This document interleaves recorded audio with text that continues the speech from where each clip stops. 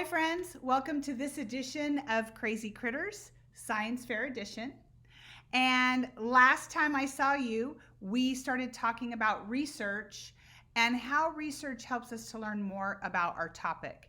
It will also tell us what other scientists have said and should help us formulate a good hypothesis. So let's go get started on that research paper.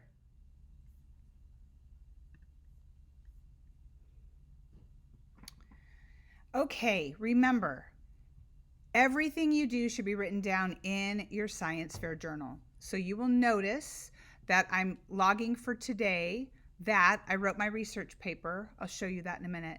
And then hopefully we'll get to our hypothesis, okay? I've listed all of my websites since the last time I saw you. I've added all new websites and any books that I used as well. And now we get to the essay. And I'm going to show you my essay. I'm not going to read it to you. I just want you to see that it is in the form of a 5-paragraph essay. Okay, I think I have 6 paragraphs, that's okay. But like I've been telling students, I expect 5 paragraphs of 5 sentences each that explain what you researched, what you found out, what other scientists said, and also how you're going to use this to help you know what to expect in your experiment, okay? So before we look too much at my essay and see how it's going to help me form a hypothesis, let's take a look at this template. If you came to the parent meeting last week, in my Google Slides, I had this essay outline that can help your students write their essay, okay? Basically, the introduction, first paragraph, it's their main idea, what they're trying to figure out or what they want to tell me. Mine is about water filtration, and then 4 supporting ideas. Body 1 should be something that they found interesting or important with some supporting ideas. Paragraph number 2, same thing. Paragraph number 3, same thing. And then the last paragraph, which is technically 5 if you can you take into account your first paragraph, is your conclusion. And basically, you're going to restate your thesis. That is your, I'm going to write main idea. And so what? This will explain your hypothesis, okay? What was your main idea to begin with? And so what? Why do we care? All right? If you don't have access to this, you can email me and I can send you this copy so that you can use it with your students. Okay. All right, let's go back to mine. So in my opening, I just talk about water all around us and some basic water facts.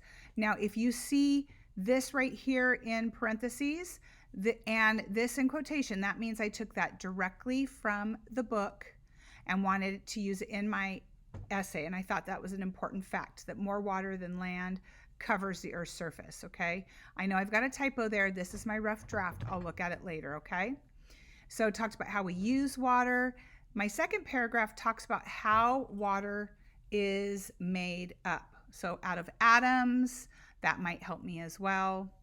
Then I talk about water being important, but that we have contamination.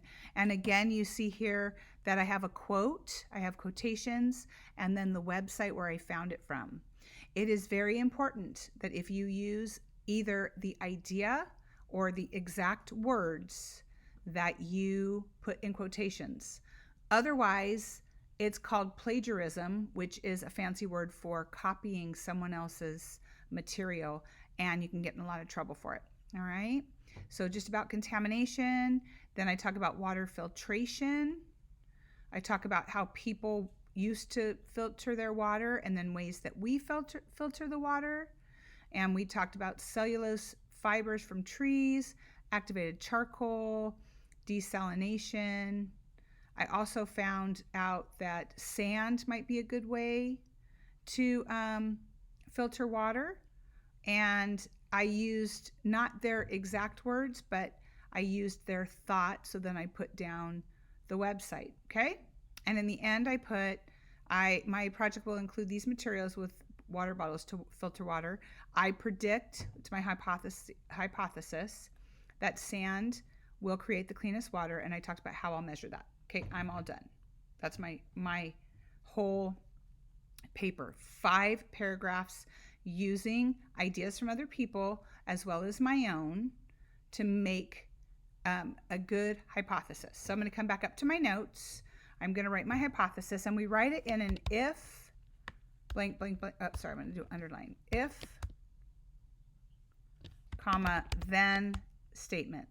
All right, so I'll show you what that looks like right now. So I would write it as, if I use sand in my filtration system, then the water will be cleaner because sand is an effective way to filter water in nature. Okay, that is my hypothesis. All right, now you might have noticed that down here underneath my research paper I also had the word hypothesis, and the reason I did that is because when I organize all of my journal and my final report, I'm going to need this hypothesis again. So I'm just going to cut it, copy and paste it, and I'm going to write it down here, and we'll use this again later on. Okay, now that I have my paper written and my hypothesis, I am ready to set up my procedure. I'll have to gather my materials and figure out how I'm going to set up my whole experiment, and then I'll be ready to test to see if my hypothesis is correct. Well, that's it for this episode. Make sure you like this video and you share it with your friends and family. Go out there, make sure you get some good research, and let me know if you have any questions. I'm always here to help. I'll see you next time.